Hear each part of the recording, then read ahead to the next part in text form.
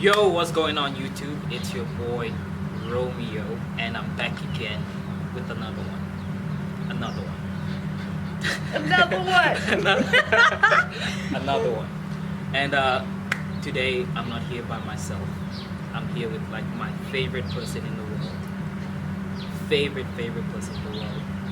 Lodium's first lady, y'all. No. Zahraa. Hi. How you doing? Good things in yourself. Good. So for those of you, for the people who don't know you, can you just tell them a little bit about yourself? Where you from? Relationship status?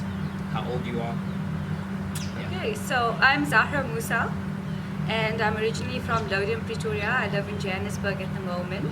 I'm currently married to the love of my life. I'm so sorry, guys. I'm so sorry. I No, apologize. he's amazing. He's amazing. Yeah, that's me. I'm currently studying education, and I used to be a fitness freak, but I think COVID kind of Right, we need to talk about that. threw us all very far down the line. We need to talk about it. Okay. We're just gonna get straight into it, guys. So, first question for today. You mentioned you married. Yes. That's the only thing I heard out of everything that you said. First question is, how did you and your new hubby meet? So it was the most ridiculous story in the world. I was not up or anything about relationships, so Valentine's Day was approaching. So I gathered a couple of my girls and we're like, no, we're gonna do a single ladies Valentine's Day. So I went and I got myself a beautiful dress, I went to the salon, did my hair, and myself and 3 of my girlfriends went out. We were invited by somebody from Santon to attend a single ladies dinner, and we got there. 2 of my girls left with a guy, and around about halfway through the night, the last Never one, let your girl go. Never let your girl go on a girls trip or a girls night out, because this is what happens. That's what happened. Yeah. So at the time, I was borderline speaking to somebody, and he had pitched up. So he pitched up obviously with no flowers. I had to invite him. It was a shit show. And throughout the night, there was a group of guys that had walked in, and they greeted me, and this guy like blew it.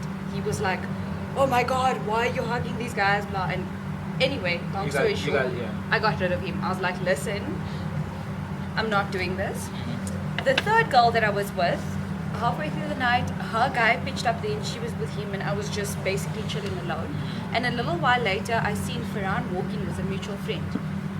And I know him from when we were young because of family friends, but I hadn't seen him in a very long time because he's a professional cricket player. So he was always out of the country playing cricket. And when I seen him, I was like, "Oh, I know you." I basically went up to him and I was like, "Hey, do you remember me?" And he's like, "No." And I was like I wasn't trying to get with him. I just needed somebody to speak to because my girls all ditched me. Right. And then a little later on, we became friends. We started chatting on Instagram over The Bachelorette. And Hey guys, the DMs are dangerous. The Bachelor. Dangerous. The Bachelor. Right? Yeah, it was the DM. Stay out the DMs, guys. It's a dangerous place. Anyway. Oh, and I mean, at the time I was running 2 businesses, so I was very busy. I didn't Yeah. get any chance to meet or see him. And you know, he friend zoned me, like hardcore friend zoned Right. me. And the one day he posted a picture with this really cute guy, you know, with the long hair and whatever. And I was like, "Oh my God, your boy is so cute. Please send me his number." So Farhan sends me his number, and doesn't he go and message his friend and says, "Don't reply to this chick, she's a psychopath." Wow. Well, I am, but he was actually trying to get with me. So eventually, he pursued me. I never had the time. I was constantly busy. And eventually, we started meeting up and going on holidays. And we did come to a stage where we kind of did move in with one another. And then we got married. Because we were practically almost living with one another. So, yeah. Wow. So you went from not looking for anything to getting married. That's what Valentine's Day does, you know. And I was so about it. I was like, Singles Day. Wow. Never happened. Never happened. I So- was the only single person there. Man, that's crazy. And look at me now. Look at her now, man. She doesn't have time for me no more. You know, she takes 3 days to respond to my messages now. But you know, Look at you but you know, feeling- but you know, Sorry for But hey, I'm just happy. Listen. I'm just happy that she's happy. I now. think You I know think what I'm the one that's at more of a loss for not seeing you. Just to put it out there, because I've always been very open with my fitness story. When I got married, my weight was around 48 kilos, and a year later, as I stand, my weight is currently sitting at 55.8 kilos. So that is a whooping 7.8 kilos. Yeah. See what happens when you let go of me, guys? Yeah. You gain a whole 7 kgs. No, that is honest truth. But anyway, it's not about me today, right? It's about Okay. Okay, that's awesome. Did you receive any pressure from the family to get married? Look, I did, right? I think I wouldn't say pressure in terms of you have to get married, but I think where the pressure came in is I'm Muslim Indian. Right. So the fact that Farhan and I were spending so much of time together, which is not really in accordance with our religion, I think that did play a major factor, and it was through that our parents were like, listen, it's either you guys are going to be completely separate, meaning you still can date, but you kind of have to pull out from the holidays and you have to pull out from all of those things, or you have to get married. But more so, I think it came from Farhan and myself. My parents are divorced, so I've always lived with my grandparents, and that means that they were always a little bit more orthodox. And I think one aspect was them giving us pressure, which really wasn't a lot, but I think what the factor was is that I didn't want to disappoint them. So I didn't want them to have to go out into public and answer as to why is their granddaughter almost living with a man. I mean, I didn't move in with him, but I would spend so much of time with him that it was practically like, and for us, it's, I mean, till today, we do not live like a married couple. We are just friends. So it was more of, let's get married, let's adventure, and that's exactly what we did, and that is exactly what we're doing. I'm sure you have plenty of comments when it comes to that aspect. No, listen. The only comment I have is, I'm just happy that you're happy.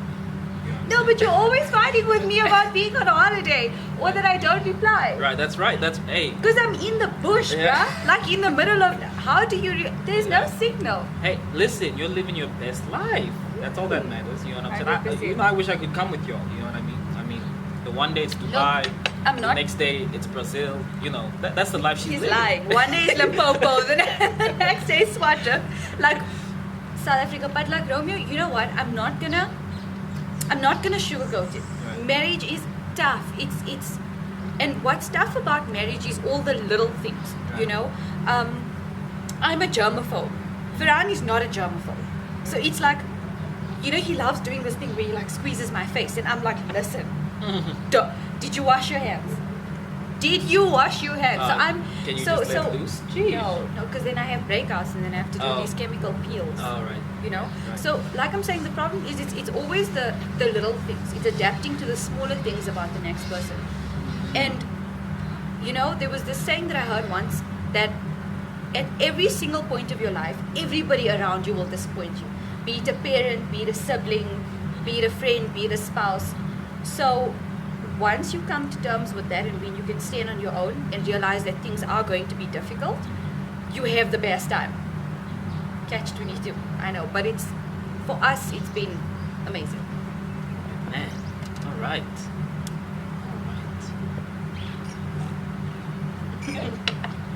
That was a lot. Yeah. So how has marriage affected your fitness regimen? So, I feel like it's completely screwed me in every sense. But again, I think it's each to its own. What happened with us is that I think gym and staying fit and more so eating clean became a lot more difficult for the two of us. I mean, Farhan is a professional cricket player, so he would get paid to train. Right. That was his life. 8 hours a day he's training, right? And with me, I mean, you know, I was in the gym 2.5 hours a day every day. So we both come from intense fitness backgrounds. It's not like we were ever borderline. But the problem that happened with us is once we got married, we started exploring more. Once we started exploring more, we needed more money to explore. So we started working more. And once we started working more, we started having less and less time. And when you're constantly working and constantly traveling, it becomes difficult to stick to eating plans. It becomes difficult to stick to a routine at the gym.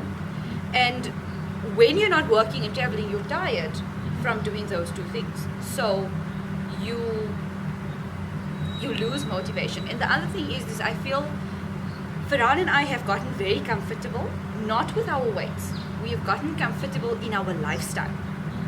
So we are not comfortable with our current bodies because we know where we were and we know where we are at the moment. Right. And also for me, I don't get to train with you that often because I've moved to Johannesburg. So Johannesburg to Pretoria, it's ridiculous to travel that distance to, for us to be training together and to be doing those things. Right. So I think with us, we need to manage our time a bit more. But the both of us have completely lost ourselves. Well, I wouldn't say completely. We've both lost ourselves in terms of fitness as well as weight. Okay. But I've stopped smoking cigarettes. So, all right, that's good. I've stopped smoking cigarettes. Well, Yeah. great stuff.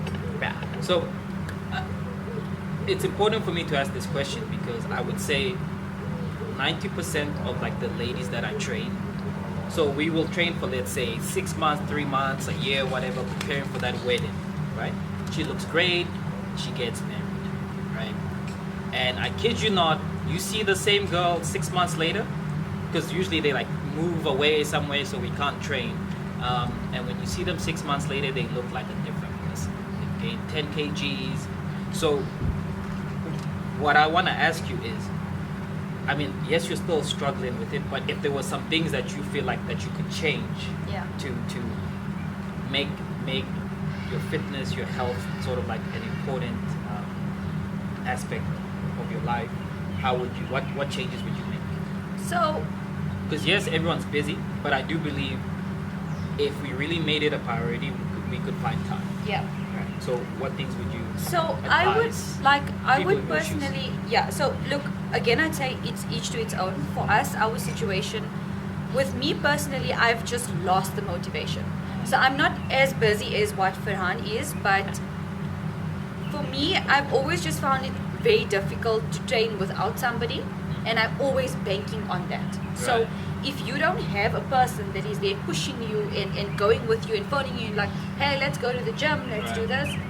So I feel like the first thing that you should do is obviously get yourself a training buddy, because that is something that always kind of gets you out of, being a bit lazy. It pushes you towards something, right? And then the second thing I would say is time management.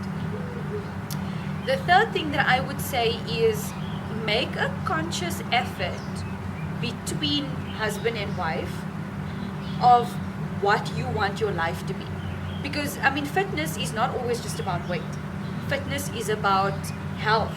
It's about staying as healthy as possible to live the best life that you can in terms of brain functionality, in terms of cardiovascular. All of the things that happen in your body relies on fitness. So I think it's about having an intervention and sitting down and discussing and saying, we need to do something about this, and then setting a day. And the worst day that you can set is Monday. Right? Do not set Monday. I spoke to Farhan in the week. Okay, we got extremely, again, very busy over the weekend. But I told him, I was like, listen, we're starting on Saturday. Because the minute you say Monday, it's not going to happen. Monday never comes. And when Monday does come, then Tuesday overrides it. And Wednesday and Thursday follows. So plan a day that you're going to start. Any day but Monday. Any day. Any day but Monday. I promise you, it's a psychological thing, and that's what it is. So time management. Just to touch on the second thing you said time management. So with time management, can you maybe give us an example in relation to your life? So is it maybe if you have a lot of work to do, making sure that you finish at a specific time so you can train, or do you mean maybe waking up maybe an hour earlier so you can quickly hit the gym? What exactly do you mean? So what I mean when I say time management is, right, when you're starting to train, the easiest thing to do is start with 10 minutes. do not say, I'm going to start training. I'm going to start at 5 o'clock in the morning. And at 6 o'clock, I'm going to come back and I'm going to have a shower and I'm going to carry on my day. Listen, it's not going to happen, right? If you wake up in the morning and you say, listen to me, I'm giving myself 10 minutes. In that 10 minutes, I'm doing 50 squats and I'm doing 50 push-ups, right? For the first week, do 10 minutes every day of that week, right? So it doesn't take that much out of your time. And when I say time management, I mean you're still managing everything that you need to do, but you're putting a 10 minutes above it, right? And after a week, once you're done with your 10 minutes, then I would say go into 20 minutes, right? So that kind of makes your schedule a little bit easier to work around. Because finding time in your schedule is easy. I mean, if you really want to do something, you're going to make sure you're going to do it. But training, to begin with, it's not something you really want to do. Your body might want to do it, but your mind doesn't want to do it, right? So start off with the 10 minutes, because then you know, okay, I need to give myself 10 extra minutes in the morning. The week after that, okay, I need to give myself 20 extra minutes in the morning. When you're building up from there, it makes your whole day easier. I mean, even if it's at the end of work, even if it's during your lunch break. I mean, the lunch break should usually be around an hour. So if you're saying, listen, I'm taking out 10 minutes of my hour, go to the parking lot. Be a crazy person. Do 50 squats, do 50 push-ups. And then from there, focus on that. And I think that could psychologically make it easier. And those were like some fantastic points. Beautiful points. So that's the exercise part. My next question, and this is specifically for the Indians and Muslim people that I know. I know marriage is like a big thing, and my question is like, what would you advise some of the ladies how to stay in shape, keep that diet on point when you have the wedding, you have the nikah, you have the walima. Am I saying it right? Yeah. And there's all these different functions, and then there's like your 5 siblings who have a birthday every other month, you know. So of course you're gonna have to eat cake and cookies and curry and all that stuff. So how would you advise? Because I know it can be difficult. How would you advise those these ladies? How can they keep that diet on point despite all these events that So, come look, about? right, I'm not a professional when it comes to this aspect. Firstly, I'm anti-wedding. Right. So Farhan and I had our ceremony, but we had a reception where it was literally just super close family, and then 100 it was a people. lunch, Oh. right? So the problem for me to start off with that is a lot of girls focus on the wedding day. A lot of girls focus on the wedding day. You know, I need to get into that dress. Right. Everybody's gonna be there. Right. Nobody gives a shit. Right? If you are willing to focus so much of your time and your energy for one day, One day. why can you not devote that same amount of time to the rest of your life? Right. And I know I want to, Right. but the point that I'm trying to make, Romeo, is that everything that you're doing to get to the point of your wedding, do half of that after your wedding. Right. So if you are waking up every single day and you're training because you need to fit into that dress and you need to do what you need to do, once you're married, it becomes more difficult. So Right. set the goal is to half of what you were doing prior to your wedding. Wow. And I feel like in that aspect, you're still managing a lot of it. What that also, something that I find really, really, really does help is green tea 3 times a day, right? Not just for weight loss. Green tea is extremely healthy for the body itself, and it keeps your metabolism going. And with that, I love to have pepinos in the morning. Okay. But this is something I started recently after I picked up the weight. So, Right. so it's Alright, you yeah. know. And the other thing is find ways to make really amazing things with replacement ingredients. So, I mean, in the Indian culture specifically, we use a lot of butter, we use a lot of ghee, we use a lot of oil. So in my cooking specifically, I've cut down to leave sunflower oil out, leave butter out. If I do need to use butter, worst comes to worst, I use the little the margarine, which is not for everybody, but Right. kind of a little bit less fat, a little bit more towards a fat-free one. Coconut oil helps a lot. I mean, you can fry almost anything in coconut oil, olive oil as well. So what I'm saying is that your life after you get married is more important than the day of your wedding. So if you're willing to devote so much of that time into your wedding, push it through, because marriage is important, and looking good for one another is important. From a woman's perspective, I mean, men look, women look. I'm not. No, we understand. I'm not Yeah. man-slamming, but Yeah. what I'm saying is that don't give your partner an opportunity to look, because a lot of the time that's what we end up blaming. We're like, oh my God, my husband doesn't take me seriously. My husband's looking at other women. But what are you doing to overcome that? I'm not saying it's right, but what I'm saying is put the effort in. Wake up every morning, have a shower, do your hair, do your makeup, whether you're sitting at home or whether you're not sitting at home. Those little small things is what keeps a marriage going, because it becomes difficult for a man or for in-laws to kind of pounce on things if you're doing what you're doing from the time you wake up. If you're training, if you're cooking when you're supposed to be cooking. I mean, like with me, right? And I use my mother-in-law as a lot of motivation. She's like brilliant with this, right? My mother-in-law dresses up every single day of her life. Every single day of her life she dresses up. And I come from a household where my mom would chill in pajamas, but my mom's not married. So the fact that she does that, it constantly keeps my father-in-law on his toes. So she wakes up in the morning and she makes everybody breakfast, and she's on a strict diet her whole life, and she looks 20 years old. My mother-in-law looks really young. So like I'm saying, it's just about focusing everything on time. Look, I feel like you can read my mind, because that was actually my next question. Yeah. How important is looks in a marriage in terms of keeping yourself looking good for your partner? It is one of the most crucial aspects ever. Right. So what I tend to see, not to judge or anything, is the ladies work hard for that wedding, 3 months, 6 months, and then once she gets that ring, it's just like, okay, time to relax. I have everything that I want now. There's no need for me to put in any more effort. And that might last for like, especially if you get married young, that might last for like maybe a couple years. But then once you start getting up in age and it becomes more difficult to maintain that weight, and you slowly start gaining, and then before you know it, Look, You right, know what I mean? again, firstly, you can be big and beautiful. right, You can be big and sexy. Right. You can be big and well dressed, right? So for me, I'm not focusing too much on the weight aspect. But when it comes to looks in marriage, I mean, think about it. You don't want to wake up every day to somebody that is dirty Right. and scruffy. And Right. one thing is to be yourself, right, right? And another thing is to lose yourself and say, I'm just being me.